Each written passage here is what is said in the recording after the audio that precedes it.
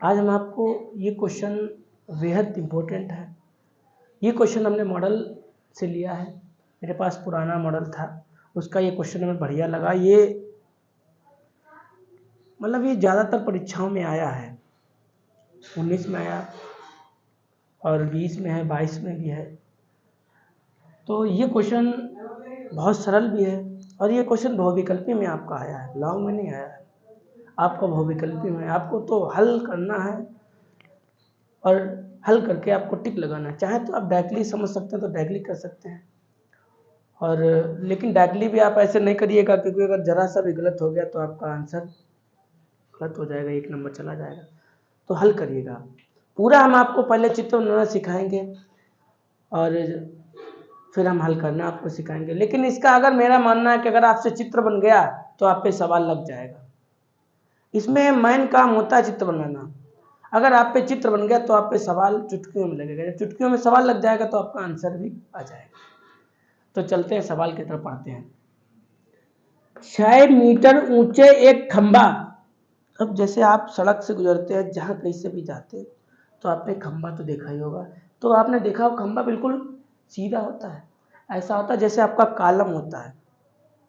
या एग्जाम्पल के तो हम ही लोग खड़े ऐसे करके, तो बिल्कुल खंबे की बात सतर्क खड़े हैं। तो हम क्या होगा, मान लो 1 मिनट के लिए हम खंबा है, तो खंबा बिल्कुल सीधा होता है ऐसे करके। तो आपका ये हो गया आपका खंबा।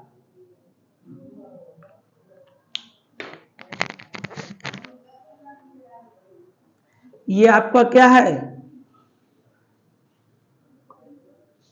ये आपका हो गया खंबा। फिर आगे लिखा 6 मीटर ऊंचे खंबे की छाया। अब इस खंबे की छाया, और हाँ, इस खंबे की ऊंचाई आपको 6 मीटर दे रखी है। इतना समझ आ गया। ये आपका खंबा था, इस खंबे की ऊंचाई 6 मीटर थी। आगे लिखा है खंबे की छाया भूमि पर 2√3 मीटर लंबी है। और ये जो है ना, इसकी लंबाई इतनी है, ये इसकी क्या है, छाया बन रही है। किसकी, खंबे की। कोई दिक्कत, इतना तो समझ में आ गया। अच्छा, तो आपने खंबा बना लिया, अब आपने खंबे की छाया भी बना ली। फिर आगे क्या हुआ, उस समय सूर्य का उन्नयन कोण क्या था, वही आपको कोण ज्ञात करना है।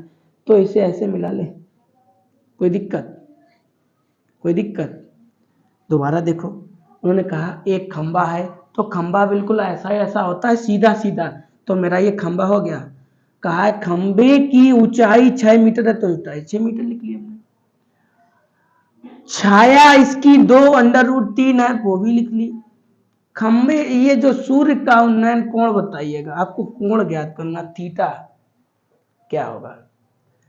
तो पहले बात करेंगे ए बी मानने की। तो आपकी इच्छा है यहाँ पे लिख लो, आपकी इच्छा है यहाँ पे लिख लो, कोई दिक्कत वाली बात नहीं है। आप इच्छा करें आप ये यहाँ पे लिख सकते हो, कोई दिक्कत वाली बात नहीं है। तो ए लिख लो, बी लिख लो और सी लिख लो। मान लो कि माना सूर्य का उन्नयन कोण थीटा है। हमने मान लिया, माना में आप कुछ भी मान सकते हैं, लेकिन कोण है तो इसको थीटा ही से ही मानिए, ठीक है। देखो, लिखने को तो चाहो लॉन्ग में आए तो आप लिख लेना, लेकिन हम आपको पूरा समझा रहे हैं, ठीक है। तो हमने माना सूर्य का उन्नयन कोण थीटा है। ये बीसी क्या है, ये आपके खंबे की ऊंचाई है, खंबे की ऊंचाई बीसी बराबर 6 मीटर। ये बात आपको किताब में दे रखी थी। 6 लिख लिया, हो गया। और ये आपकी ए बी क्या है, ये खंबे की परछाई है। कोई दिक्कत, खंबे की छाया कह लो कोई दिक्कत? देखो जब क्वेश्चन आता है तो उसे अगर हम हिंदी विंदी वगैरह लिख के समझाते हैं तो एग्जामिनर हमसे खुश हो जाता है कि देखो इसने बच्चे ने समझाया है, इसकी लंबाई ये थी, ऊंचाई ये थी, तो वो समझेगा आपकी बात है ना। और आप भी जब देखिएगा कि कभी सवाल लगा के देखना, आप डायरेक्ट लगा लेना और उसे थोड़ा हिंदी विंदी लगा के लिखना तो थोड़ा अच्छा लगेगा ना। तो इसीलिए आप अच्छे से लगाने की कोशिश करना। अब बात ये बनती है कि यहाँ पे सूत्र साइन वाला लगेगा कि tan वाला लगेगा, किसका लगेगा, ये आप कैसे सोचेंगे। तो देखिएगा आप ये देखो आपको दिया क्या क्या गया है, आपको आधार दे रखा है और लंब दे रखा है। तो किसका कौन सा वो फॉर्मूला होता था लाल बटे कक्का में जिसमें लंब आधार आता था? अगर आपको फॉर्मूला भूल गए तो आप मेरी पुरानी वाली वीडियो देख लेना, उसमें हमने लाल बटे कक्का से आपको सिखाया था कि लाला आम लाया और कच्चा कच्चा आम। आपको एक भी याद नहीं करना पड़े, चाहे साइन का निकालना पड़े, चाहे कॉस का, चाहे टैन का, किसी का निकालना पड़े आपसे हो जाएगा। मतलब आपको सूत्र रटना नहीं पड़ेगा, चाहे आप एग्जाम में हो चाहे कहीं पे भी हो, और आप पे हो जाएगा।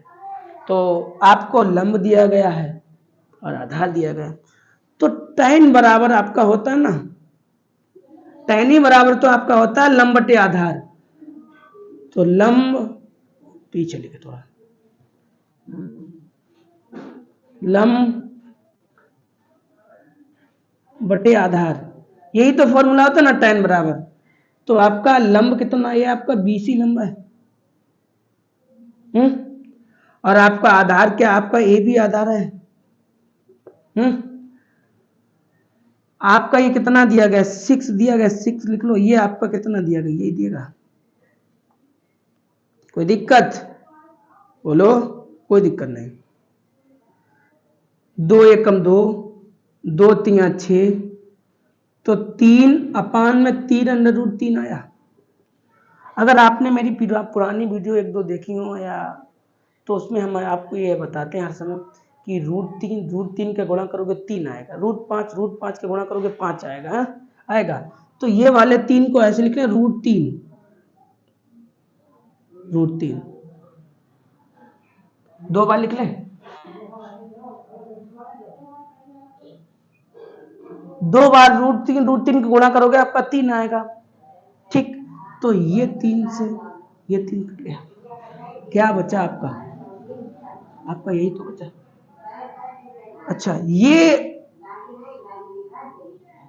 √3 आपको नहीं दिखाई दे रहा होगा, तो लो भाई देखो, हो गया। ये किसका मान होता है? ये tan 60 का मान होता है। ठीक, ये किसका मान होता है? tan। अब ये tan और ये tan हट जाएगा, कट जाएगा, तो थीटा बराबर क्या आ गया? 60।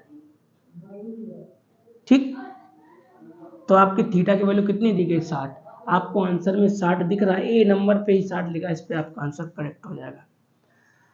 अब बात करते हैं इसके जुगाड़ की ट्रिक की। अगर आपको डायरेक्ट लगाना होता तो कैसे लगाते आप? तो देखो इतना तो पूरा आ ही गया आपको।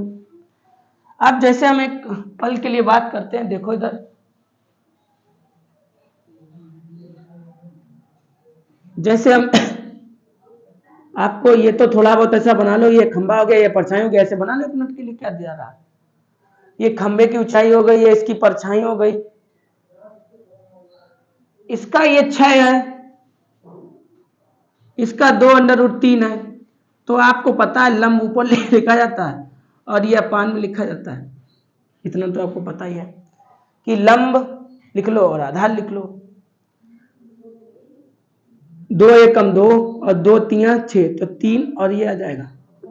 तो 3 को आप कितने 2 बार लिखेंगे, तो 2 बार लिख लो ऐसे करके, यहीं पे एक बार में, तो ये कट गया, कितना आएगा? ये किसका मान होता है? 60 का। आप ऐसे डायरेक्ट भी कर सकते थे, इतनी ना लिख के। तो लेकिन तरीका है आपका, लॉन्ग में भी आता है, शॉर्ट में भी आता है, तो मेरा बताना दायित्व था। और चाहे आप ऐसे कर लेना और चाहे आप ऐसे कर लेना, ठीक है, जब भी बहुविकल्पी में आए, लेकिन आप हल करना तो आपका चिन्ह गलत नहीं होगा। ठीक है, पूरा समझ लीजिए, और जहाँ पे दिक्कत हो, इसके जितने भी इम्पोर्टेंट क्वेश्चन हैं वो हम आपको बता देंगे, और इसका क्वेश्चन हर साल पेपर में आता है, इतना आप ध्यान रखना, ठीक है।